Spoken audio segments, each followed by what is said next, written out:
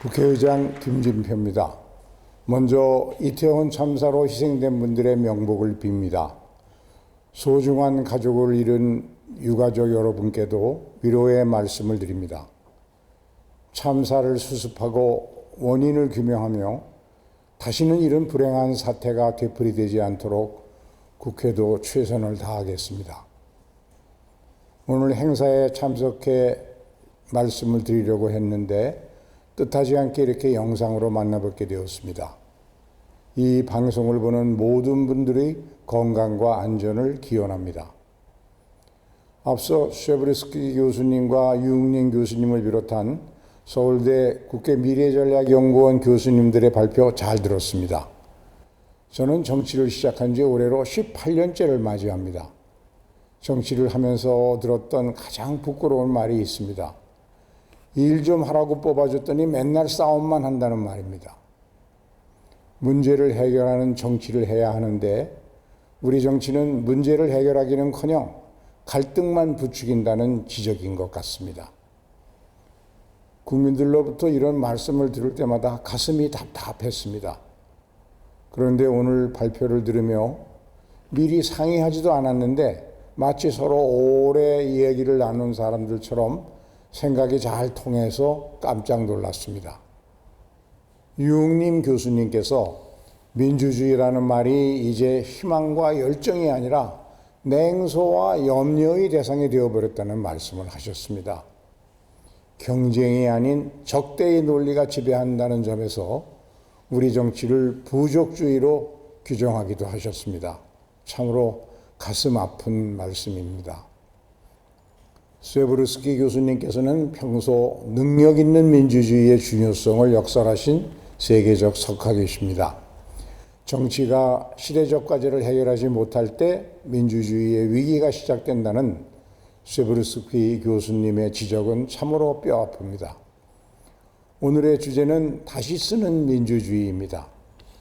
우리 정치를 전면적으로 뜯어고쳐서 정치가 시대 발전을 선도하는 새로운 시대를 열자는 뜻으로 이해하고 있습니다. 우리 민주주의가 위기에 처한 것은 정치가 사회 발전 속도를 따라가지 못하고 있기 때문입니다. 1987년 이후 우리 민주주의는 사회 발전의 견인차 역할을 해왔습니다. 정치 발전이 사회 발전을 선도했습니다. 그러나 2000년대 들어 상황이 역전됐습니다.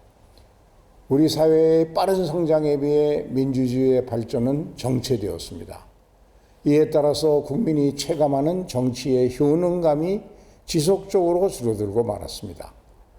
특히 금융위기 이후 심화하는 불평등 문제에 효과적으로 대응하지 못했습니다. 이로 인해 사회적 불평등이 심화하고 정치적 양극화와 포퓰리즘도 확산된 측면이 있습니다. 경제와 민생, 외교와 안보, 나라 안팎에 시급히 해결해야 할 과제가 산더미처럼 쌓여 있습니다. 지역과 계층, 세대와 젠더, 우리 사회의 갈등도 높아만 가고 있습니다. 시대적 과제를 해결하고 사회의 갈등을 해소하는 것이 정치 본연의 역할입니다. 우리 사회 전체가 거대한 방향 전환을 해야 합니다. 능력 있는 민주주의로 가야 합니다. 정치를 제자리에 돌려놓는 일부터 시작합시다. 그래야 뒤엉킨 이 실타래를 풀어낼 수가 있습니다.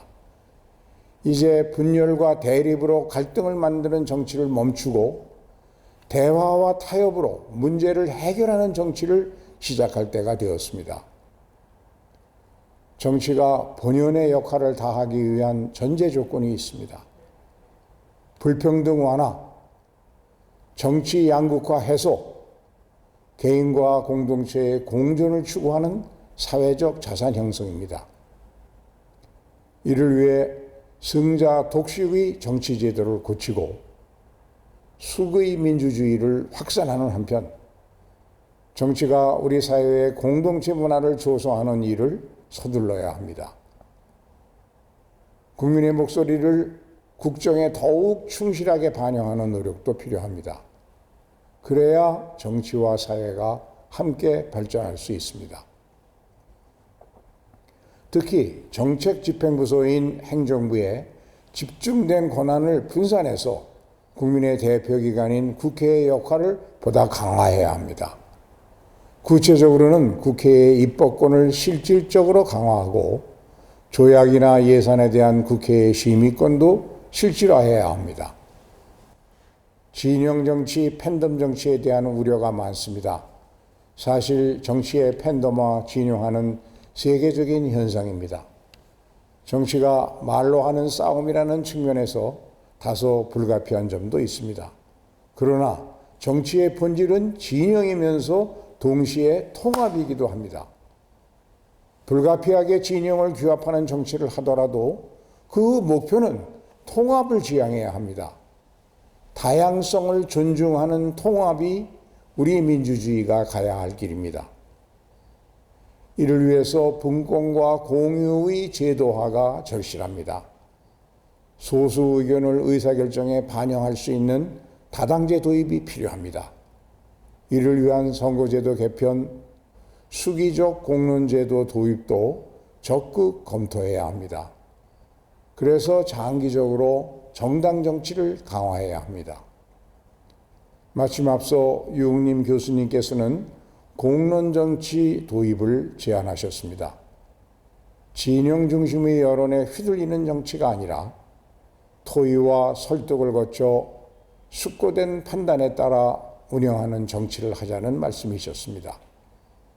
구체적으로는 연동형 비례대표제 도입을 비롯해 승자 독식의 선거제도를 전면적으로 개선하는 법과 제도의 개혁을 강조했습니다.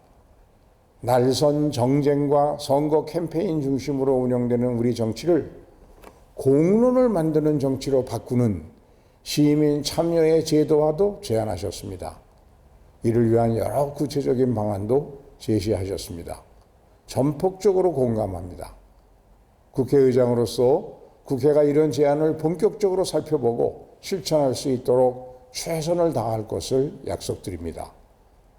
국회의장 자문기구인 개헌자문위원회와 국회 정치개혁특별위원회에서 구체적인 검토와 논의를 할 수 있도록 국회의장이 역할을 하겠습니다. 아울러 한 발 더 나아갈 것을 제안합니다. 이미 밝힌 바와 같이 저는 승자 독식을 기본으로 설계한 정치제도를 협력의 정치제도로 바꾸기 위해서 국민 통합형 개헌을 추진해야 한다는 확고한 뜻을 가지고 있습니다.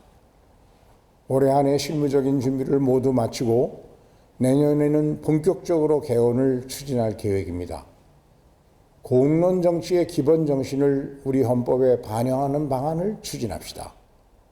정치적 부족주의를 극복하기 위해 국민 생활에 막대한 영향을 미치는 사안, 국가적으로 중요한 사안에 대해서는 반드시 국민적 공론을 모아 결정하도록 헌법에 규정하자는 말씀입니다. 이번에 개헌을 논의하는 과정부터 공론적 절차를 거치는 것도 좋은 방안이 될 것입니다. 특히 권력구조 문제처럼 중요한 사안에 대해서는 국회 논의와 더불어 국민의 숙고된 판단을 모으는 공론화 과정을 거칠 필요가 있습니다. 본격적으로 개헌을 추진하는 과정에서 이런 공론화를 이뤄낼 수 있도록 충실히 계획을 세워보겠습니다. 말이 나온 김에 개헌 문제에 대해 몇 가지 말씀을 더 드리고자 합니다. 저는 이번 개헌은 승패를 나누는 개헌이 아니라 모두가 이기는 윈윈윈의 개헌을 해야 한다고 생각하고 있습니다. 대통령과 여당에게도 좋고 야당에게도 좋고 무엇보다 우리 국민에게 도움이 되는 개헌을 해야 합니다. 그래서 이번에 개헌을 할 때는 모두가 한 발씩 양보해서 대통령도 여야도 국민도 모두가 동의할 수 있는 내용만 골라서 개헌을 했으면 좋겠습니다. 과유불급이라는 말이 있습니다. 한꺼번에 너무 많은 문제를 해결하겠다는 생각으로 개헌에 접근하면 실패하기 쉽습니다. 우리는 그동안 개헌 내용을 놓고 많은 토론을 했습니다. 그래서 모두가 동의할 수 있는 폭넓은 공감대도 이루고 있습니다. 갈등을 일으키지 않고 모두가 동의하는 개헌을 이뤄낼 수 있는 여건은 이미 충분히 마련되어 있습니다. 이번이 정말 좋은 기회입니다. 천재이루, 하늘이 준 기회입니다.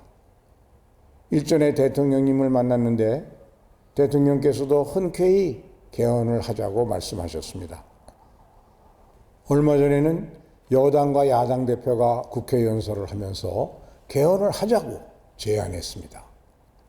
작년에 국회의장실에서 여론조사를 했더니 우리 국민의 66%, 정치 전문가의 80%, 국회의원의 93%가 개헌에 찬성했습니다. 이 정도면 국론이 하나로 모였다고 할 수 있습니다. 서로 한 발씩 양보해서 협력의 정치, 능력 있는 민주주의를 향해서 이제 첫 발을 떼야 합니다. 서로 좀 부족한 점이 있더라도 이번에는 이 정도 수준에서 국민의 마음을 하나로 모았으면 좋겠습니다. 돌이켜보면 우리는 87년 6월 항쟁, 97년 IMF 외환위기, 그리고 2002년 월드컵에서 국민의 마음을 하나로 모아냈습니다. 그리고 그때마다 도저히 불가능할 것 같은 기적이 일어났습니다. 그리고 우리 사회는 한 단계 더 발전했습니다. 이번에도 마찬가지입니다. 대한민국의 새로운 도약이 필요합니다. 국민의 마음을 하나로 모아서 다시 한번 기적을 만들어 봅시다. 국민 여러분의 지지와 성원을 요청드립니다. 감사합니다.